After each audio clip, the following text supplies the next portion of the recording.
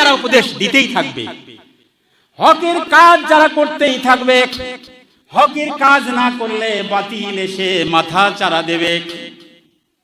আমার ভাইরা, আপনি কাউকে কোথাও নাচেন, কে কোথায় গান গাবেন গান, আমি আমার ইসলামের ধর্মের যে কাজগুলো আছে আমি সেগুলো করব। আমার ধর্মীয় অনুভূতিতে আপনি আঘাত দিতে পারেন না। আপনি যা করেন করেন, আমার সালাতের সময় আপনি তা করতে পারেন না। এটা সংবিধান আপনাকে এই স্বাধীনতা দেয় নাই। আমার প্রাণপ্রিয় ভাইরা, আমার তাওয়াসুবিল হক, এই হকের কাজ যারা করেছে তারা ক্ষতির মধ্যে নয়। আর যুগে যুগে যত হকের কাজ যারাই করেছে তাদেরকে বোধহয় ফুলের বিছানায় রেখেছিলেন নাকি? তারা কি ফুলের বিছানায় ছিল নাকি তাদেরকে ওই আগুনের কুণ্ডলিতে পড়তে হয়েছিল? সাইয়েদনা ইব্রাহিমের কথা বলেছি প্রাণপ্রিয় ভাইরা আমার। সত্য একটি হাদিস বর্ণনা করছে, নবীজি বললেন সাহাবারে আমার ভালো করে শোনো, হকের উপদেশ যদি তোমরা না দাও তোমাদের পরিণতি কি হবে? তোমাদের পরিণতি হবে, হকের দাওয়াত যদি তোমরা না দাও তাহলে তোমাদের পরিণতি কি হবে? এই মসজিদটা দোতলা না, 2 তলায় জাহাজে তোমরা কেউ নদী পথ পাড়ি দিচ্ছ। খুব সহজে কথাটি বলছি, হাদিসটি নবীজি বললেন, দ্বিতল জাহাজে তোমরা নদী পথ পাড়ি দিচ্ছ, নিচতলায় কাছেই কিন্তু সমুদ্র, নাকি উপরে সমুদ্র? নিচে না, দোতলায় গিয়ে পানির ট্যাপ হলো দোতলায়, ধরুন টয়লেটও দোতলায়, পানিও দোতলায়, নিচতলায় কোনো পানির ব্যবস্থা করে না।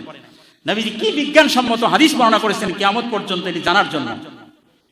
নবীজি বললেন, দোতলায় যখন নিচতলার মানুষগুলো গিয়ে পানির জন্য ট্যাপ ব্যবহার করে তখন তারা ট্যাপগুলো ব্যবহার করতে দেয় না, বলে যে না, আমরা তোমাদেরকে পানি পান করতে দেব না, এই ট্যাপ ব্যবহার করতে দেব না। এখন যদি নিচতলার মানুষগুলো মনে করে, হে দোতলার মানুষগুলো, তোমরা পানি পান করতে আমাদেরকে দাও না, ভালো কথা, এবার আমরা একটা কাজ করব, নিচতলায় আমরা কুঠারে দিয়ে আমাদের কাছে পানি আছে, পানি আমরা এখান থেকে নেব। পারবে না? বুঝতে পারতেছেন? কুড়াল চিনতেছেন তো? কুড়াল দিয়ে নিচতলা খনন করে খুঁড়ে যদি আমরা পানি পেয়ে যাই তোমাদের কাছে আর যাওয়ার কোনো প্রয়োজন নাই। এই কাজটা যদি করে দোতলার মানুষ কি ঠেকাতে পারবে? দোতলার মানুষ ঠেকাতে পারবে না।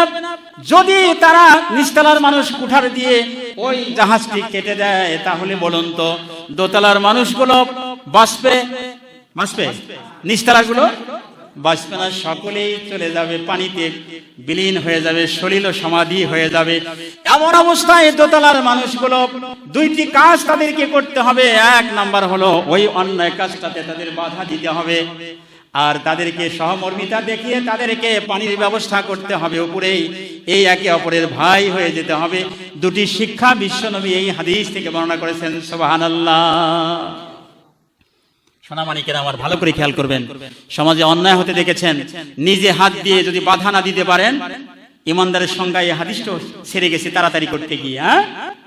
ফাইল্লাম ইয়াস্তাতিউ ফাবিলিসানিহি মান রাবিনকুম মুনকারান। নবীজি বললেন, তোমরা যখন কোনো অন্যায় কাজ করতে দেখো তাহলে কি করো? ফাবিলিসানিহি, মুখ দিয়ে, ফাবিয়াদিহি, সে তার হাত দিয়ে বন্ধ করবে, মুখ দিয়ে বলবে।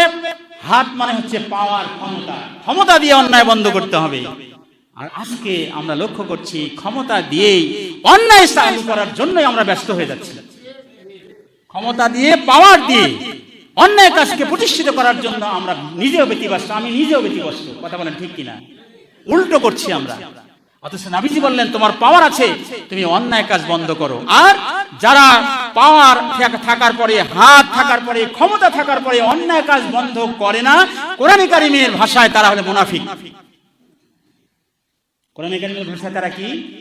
সূরা তাওবায় 75 নম্বর আয়াত। ভাই মিলায় নেন, ইমানদার এবং মুনাফিক আমি আসি কিনা খেয়াল করে দেখেন প্রাণপ্রিয় ভাইরা আমার। এরপরে নবীজি বললেন, সেটাও যদি না পাও কমপক্ষে ঘৃণা করো অথবা কিছু পরিকল্পনা করো। আমার মেম্বার সাহেবকে জানাই, চেয়ারম্যান সাহেবকে জানাই দেই, এইখানে জুয়া হচ্ছে, এখানে মদ খাচ্ছে, এখানে একটা ছেলে মেয়ে এই কোথা থেকে অবৈধভাবে মেলামেশা করছে, এইটা আমাদেরকে বন্ধ করতে হবে, এই কাজটা আমাদেরকে করতে হবে, এই পরিকল্পনাটুকু নিতে হবে। যালিকা আদওয়াফুল ঈমান, এ হচ্ছে ঈমানের সবচেয়ে নিচের স্তর।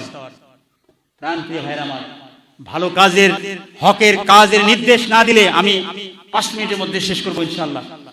হকের দাওয়াত যদি আপনি না দিতে যান, আজকে কোথাও যদি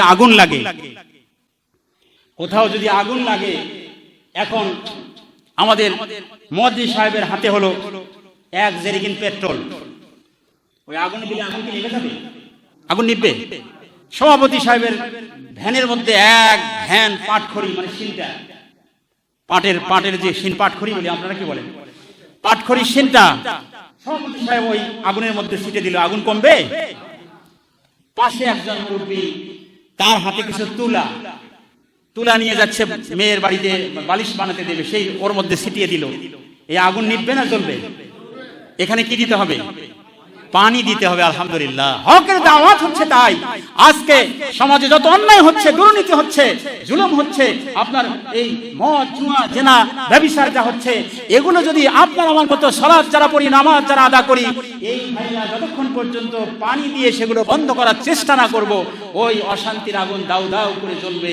আপনার ওই আগুন জ্বলে আপনার এলাকা সরকার হয়ে যাবে, আপনার সমাজ সরকার হয়ে যাবে, শেষ পর্যন্ত ড্যামাজানে স্কুলটা পড়া যাবে। কথা বলেন ঠিক কিনা? প্রাণ প্রিয় ভাইরা আমার,